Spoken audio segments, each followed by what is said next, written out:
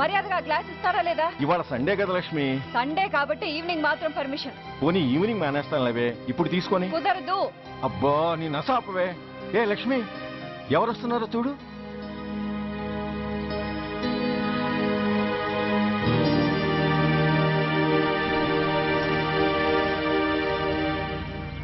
అదేంటి వాళ్ళు వస్తుంటే తలిపేస్తున్నావేంటి?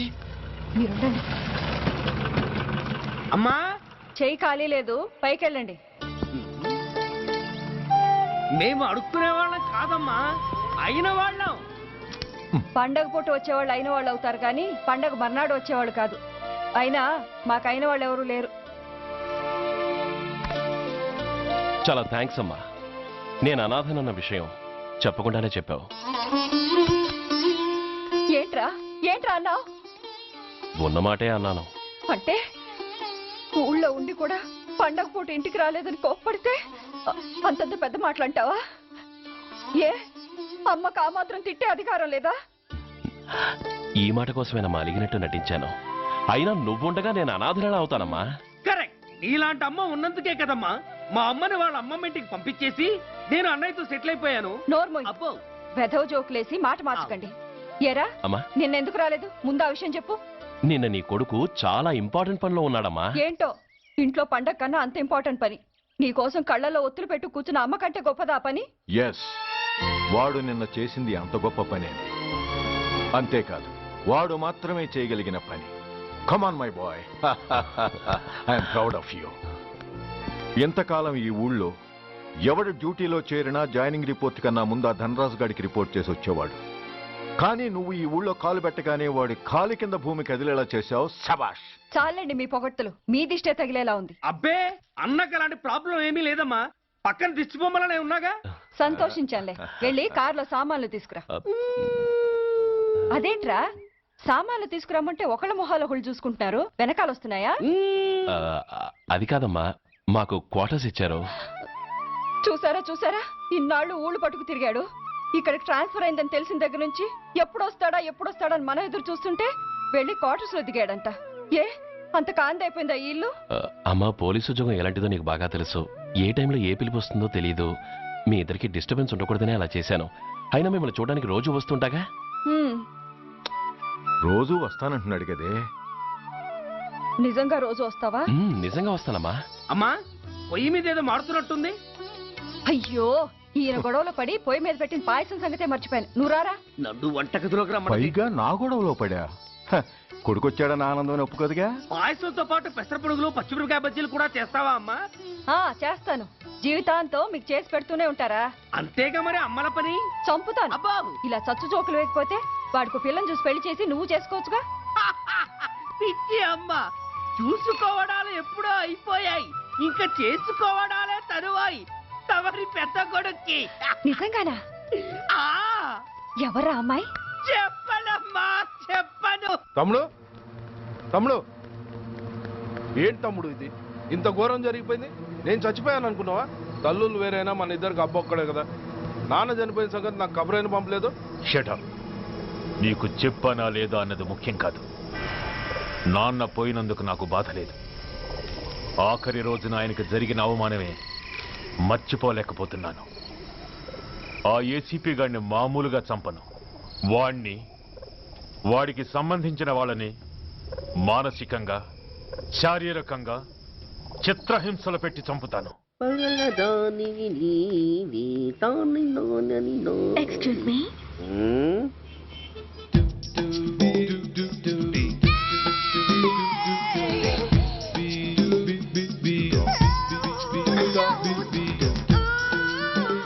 ట్యాంక్ బండికి ఏ బస్ ఎక్కాలండి?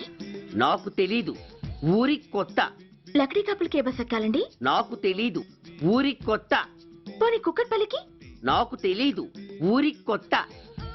గంటకి 300 వస్తారా? నాకు తెలీదు, ఊరి కొత్త. నేనే విన్నాను. నేనన్నదే మీరు విన్నారు. గంటకి 300, నైట్కైతే 1000. అంటే తమరు? అనుమానం అక్కర్లేదు, ఆ టైపే. ఇది జోకు కాదు కదా? కాదు, serious. Don't waste my time. మీకు ఇంట్రెస్ట్ ఉందా లేదా? ఇంట్రెస్ట్ లేకపోవడమా? బోలెడంత ఉంది. కాకపోతే చిన్న ప్రాబ్లం. ఏంటిది? మీరు గంటకి ఎంత అన్నారు? 300. మనం ఒక అండర్స్టాండింగ్ వద్దామా? ఏంటి? ఒక 45 మినిట్స్ కి సెటిల్ అవుదామా? అలా ఎందుకు? నా దగ్గర 250 రూపాయలు మాత్రమే ఉన్నాయి. అందులకు సరే, ఆ 100 అడ్వాన్స్ కొట్టు. థ్యాంక్స్. ఇంక వెళ్దామా? ముందవి కొనుక్కురా.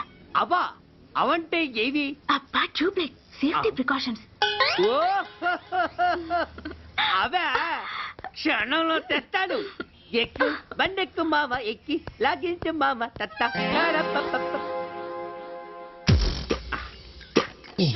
ఒక 3 ఇవ్వండి. ఏంటవి?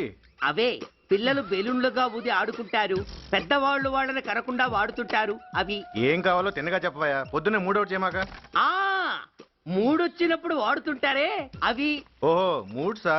ఆ కాస్త మంచివి చూసి 4 కాలాల పాటు మన్నేవి ఇవ్వండి. ఇవిగోండి. Thank you. జుంబారి అజుంబరి జుంబరాయే చుంబరాయే చుంబరాయే. అరే మీరే వచ్చేసారా? మీకు నాకంటే తొందర ఎక్కువ. థ్యాంక్స్. ఇదేమిటి అడ్వాన్స్ తిరిగి ఇచ్చేస్తున్నారు? ఇంకో స్ట్రాంగ్ పార్ట్ ఏదైనా తగిలిందా?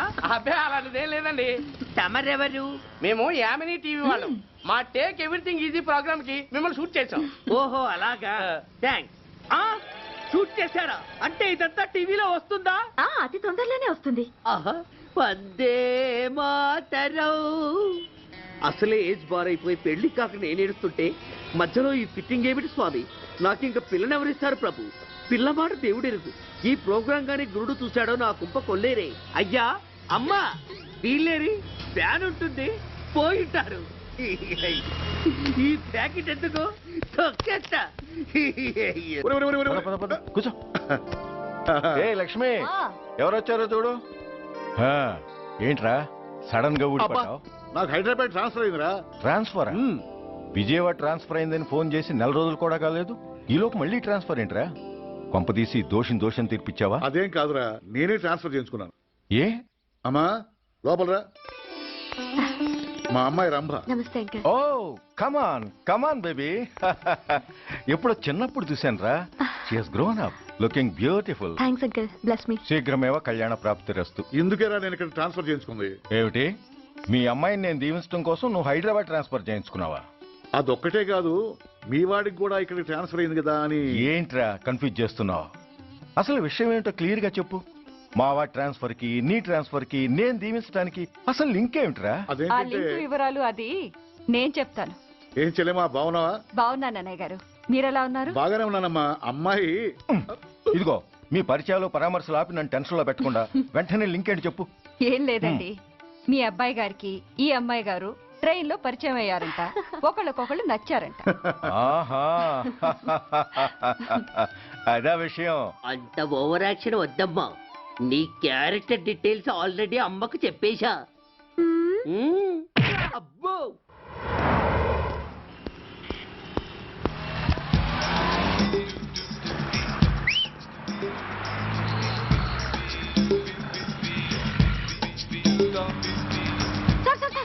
Excuse me, RTC bus stand కి వెళ్ళాలంటే ఏ number bus ఎక్కాలండి?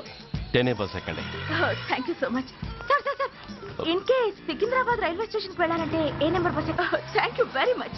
Sir suppose airport కి వెళ్ళాలంటే 6D బస్ ఎక్కండి. Is that okay? Thank you very very much. గంటకి 500 వస్తారా? గంటకి 500. What? Per hour 500 rupees, full night కి అయితే 3000 రూపీస్. ప్లేస్ మీ ఇష్టం. ఏంటలా చూస్తున్నారు? సేఫ్టీ గురించి ఏం ప్రాబ్లం లేదు. కామసూత్ర కండమ్స్ నా దగ్గర ఉన్నాయి. ఇంట్రెస్టెడ్ అయితే ఓ 200 అడ్వాన్స్ ఇవ్వండి.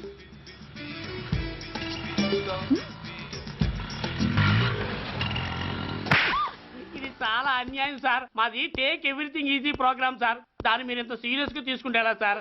Take it easy sir, please sir. అసలు మీ ప్రోగ్రామ్ పర్పస్ ఏంటి? అబ్బే ఏం లేదు సార్. నాలాంటి ఒక అందమైన అమ్మాయి గ్రీన్ సిగ్నల్ ఇస్తే ఎంతమంది మగాళ్ళు టెంప్ట్ కాకుండా నిగ్రహం చూపించగలరో చెప్పటమే ఈ ప్రోగ్రామ్ పర్పస్ సార్. అందుకే వేసేలా నటించాను సార్. Shut up. వేసేటే డబ్బు కోసం ఒళ్ళమ్ముకునేది కాదు. మానాన్ని మునిపట్టి మీద బిగించి కాలే కడుపుతో పడుకునేదే వేశ్య. తాగుపోతూ మొగుడు కోసమో ఆకలేసే బిడ్డ కోసమో దిక్కులేక పడుకునేదే వేశ్య. మీ గుండెల్లో మానవత్వం అనేది ఏడిస్తే ఇలాంటి వేషాలు మానేసి వాళ్ళ బతుకులను అలా దిగజార్చిన పరిస్థితులేమిటో, వాళ్ళ జీవితాలు వెలుగు చూసే అవకాశం ఏమిటో జనం ఆలోచించేలా చేయండి. రోడ్డెక్కి బస్టాప్ దగ్గర నలుగురు చేరే చోట్ల మైకులు పట్టుకుని సినిమా పాటలకి స్టెప్పులు వేయించడం కాదు. ఆ నలుగురు వెనకాల సక్రమంగా పుట్టి కూడా అక్రమంగా అవిటి వాళ్ళై బలవంతంగా ముష్టి వాళ్ళైనా ఆ పసిపిల్లల గురించి చెప్పండి.